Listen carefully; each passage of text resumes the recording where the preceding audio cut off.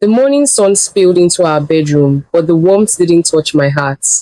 Elijah stood at the foot of the bed, his hands in his pockets, his eyes as cold as Hamatan wind.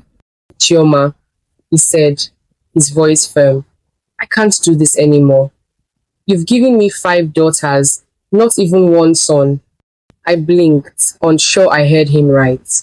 What are you saying? Mama says it's time I marry someone who can give me a son, he said without a hint of shame. You leave. The girls will stay here. The words stabbed me deeper than any knife. They are my children too, I cried. He turned his back. Go back to your father's house, Chioma. With trembling hands, I packed my bag, each folded cloth feeling like a goodbye. By noon, I was standing by the dusty roadside, staring at the house that once held my laughter, now a place where my heart was no longer welcome. I should have known this day would come. Mama Elijah had never hidden her dislike for me. From the first day I stepped into their home, she would say in her sharp voice, Chioma, a woman's pride is in the son she gives her husband. Daughters are fine, but a son carries the name. At first, Elijah defended me, but after the birth of our third daughter, his tone began to change. By the time I had the fifth, his silence spoke louder than any insult. That morning, Mama Elijah stood at the doorway, her wrapper tied tightly around her waist. I told you, she said, glaring at me. My son cannot waste his life on you. You are only good for producing girls. Her words cut deep. I opened my mouth to speak, but Elijah's voice from behind her stopped me. Mama, she's leaving today. And just like that, my fate was sealed not by strangers, but by the people I once called family. When I stepped outside with my bag, the neighbors' eyes followed me. Some whispered, some pretended not to look. I heard a woman mutter, that's her, the one who couldn't give him a son. My daughters stood at the window, their little faces pressed against the glass. Mama, my youngest cried, her small hand waving desperately. I wanted to run back, scoop them into my arms and never let go. But Elijah's voice came sharp and cold. Go, Chioma. I turned away before my tears could fall in front of them. The dusty road felt endless. Every step away from that house felt like my heart was being pulled out of my chest. I had no idea where I was going, only that I couldn't go back.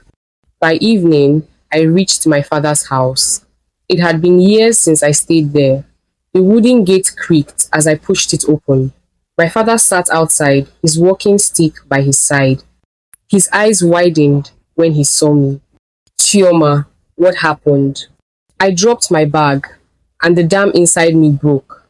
Papa, Elijah sent me away. He said I'm not good enough because I gave him 5 daughters. Papa's eyes darkened. And he left your children behind? I nodded, unable to speak. He shook his head slowly. A man who does not value the mother of his children is not worth her tears. Those words gave me a little strength, but the emptiness in my arms where my children should be was a pain I could not bear.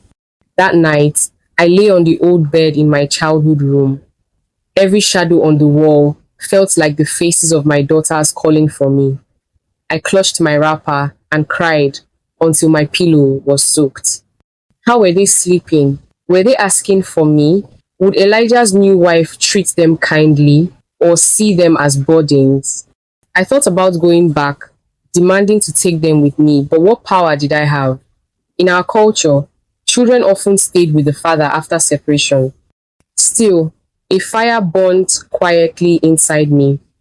If Elijah thought he had broken me, he was wrong. I didn't know how, but I would rise again. One day, my daughters would know the truth, and they would be proud of their mother. The days felt long in Papa's compound. I would wake up early, expecting to hear my daughters' voices, but there was only silence. Papa noticed my pale face. Chioma, he said one morning, crying won't bring them here. You must find a way to live again. But how could I?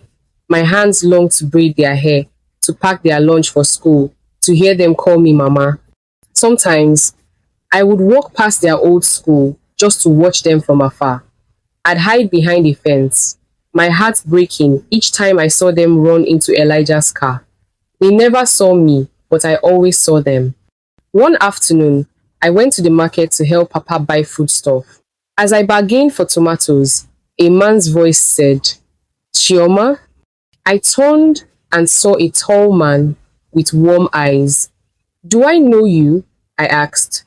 It's me, Ossie. We went to secondary school together, he said, smiling. Memories flooded back.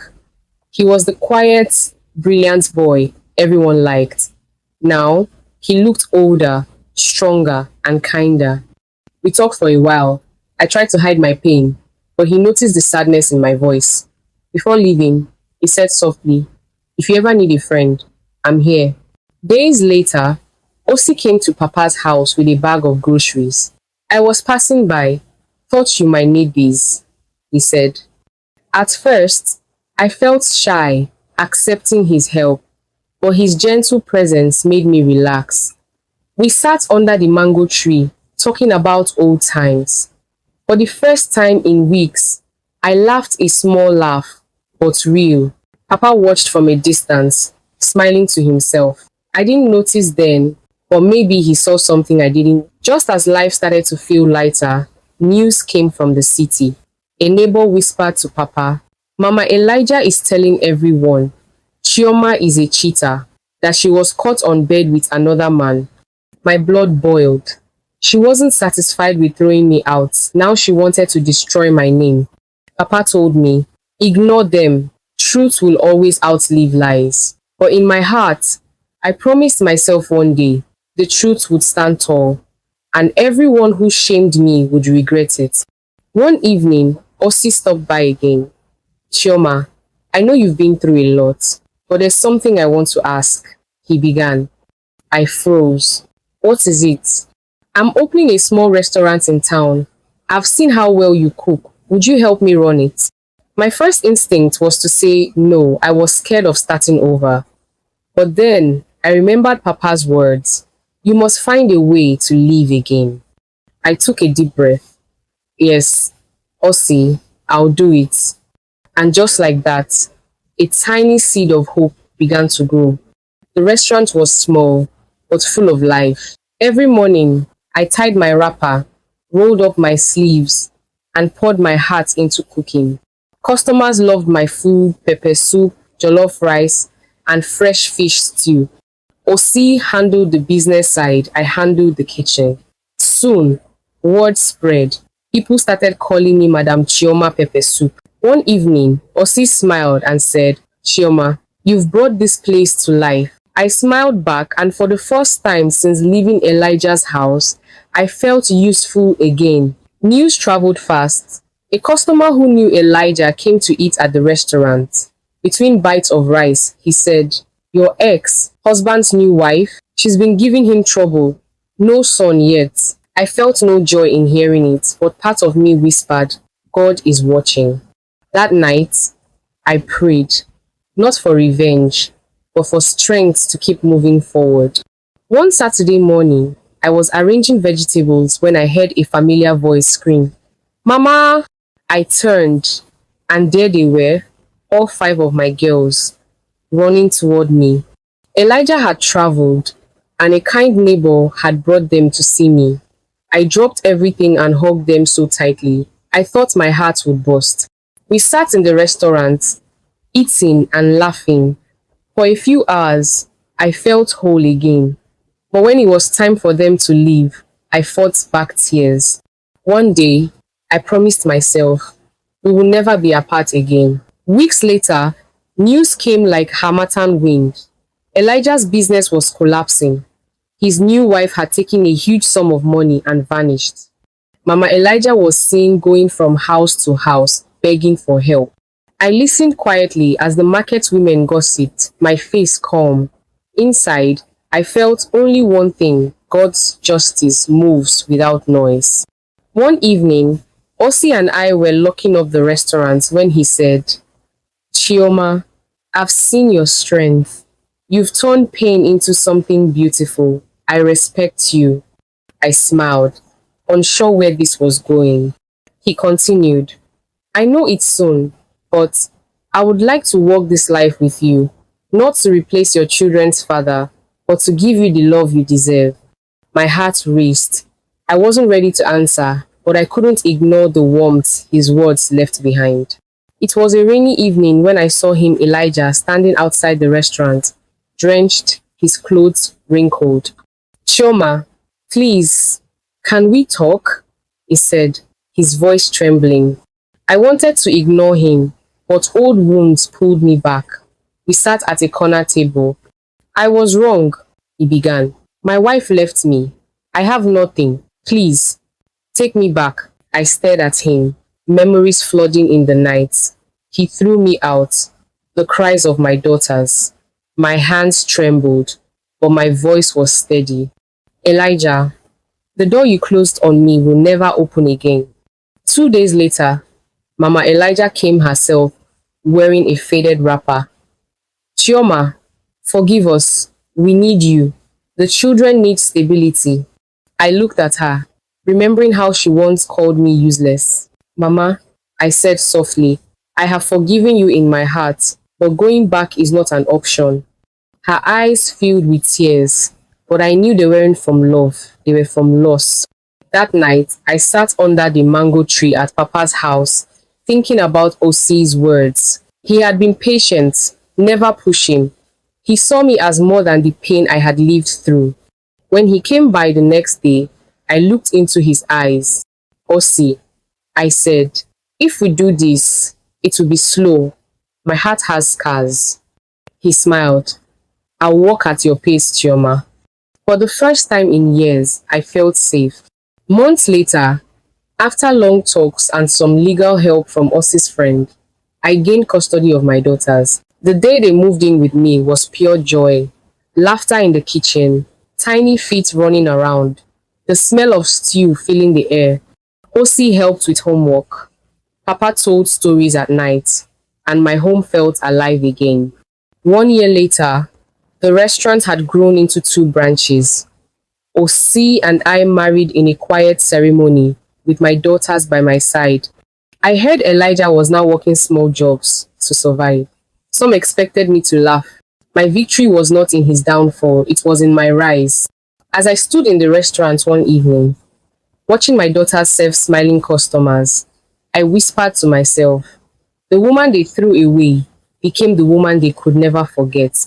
One afternoon, I was arranging the counter at the restaurant when a familiar face walked in. It was Amaka, the woman Elijah had left me for. She looked nothing like before her makeup was gone, her eyes swollen from tears. She walked up slowly and said, Chioma, please, I need to speak to you. I crossed my arms but listened. I didn't know Elijah's true character, she said, her voice shaking. I thought I was winning, but I was wrong. I didn't mean to ruin your marriage. I'm sorry. For a moment, I saw the younger version of myself, a woman who believed lies. My heart softened. I forgive you, Amaka, I said quietly. We all make choices we regret. She cried, thanked me, and left. That same week, Elijah came to see the girls. Kneeling before them, he said, I never meant to separate us. I don't know what came over me. Please forgive me. The girls looked at me. I nodded, and they hugged him. Life was good in our home, laughter every day, love in every corner. Osi and I walked side by side, and the girls were thriving in school. Exactly 1 year later, I gave birth to a beautiful set of twin boys. Osi held my hand, his eyes wet with joy. We'll name them Destiny and Praise, he said, smiling. The girls danced around the hospital bed, kissing their baby brothers. Papa prayed over them, his voice breaking with emotion. As I looked at my family, my daughters, my husband, my newborn sons, I knew my life had come full circle. The woman they thought was broken was now more blessed than she had ever imagined. Never measure a woman's worth by the gender of her children. Life is not built on the number of sons or daughters you have. It is built on love, respect, and unity. Elijah's pride and his family's obsession with his son blinded them to the treasure they already had in Chioma and their daughters. By the time they realized their mistake, she had built a life far better than the one they threw away. This story is a reminder that God's justice is silent, but sure, those who despise you today may one day seek your forgiveness. And sometimes, true victory is not in revenge, but in rising so high that those who broke you can only watch in awe. Above all, cherish the people who stand by you when life is hard, because when they are gone, you may never find that kind of love again. If this story touched your heart, please give it a thumbs up, share it with your friends, and don't forget to subscribe for more amazing stories about love, family, and life lessons. Hit that notification bell so you never miss our latest uploads. Thank you for watching.